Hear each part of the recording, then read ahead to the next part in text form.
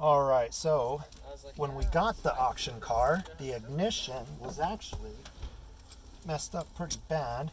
They had jammed a key in it in order to steal it and then hot wired it. So we have a new ignition. We will feed our wires through our metal column. And then once we get those on there, we'll then be able to attach our new ignition. So, brown plugs, super obvious as far as where they go. Just unplug them and then plug the new guys in there. There's actually two brown plugs that you'll be putting back in.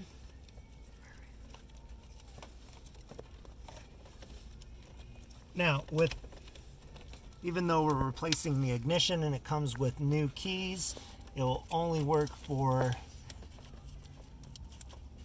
the actual ignition and not the doors as far as locking it. So we'll still have to get a way to get into the car.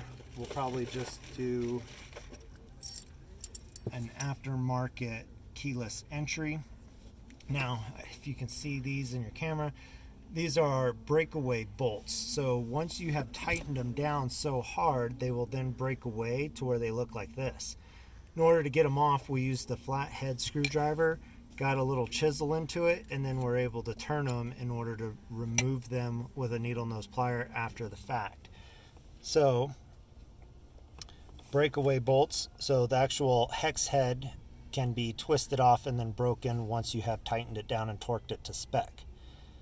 So stay tuned for future videos and make sure you subscribe to our Instagram and YouTube channel.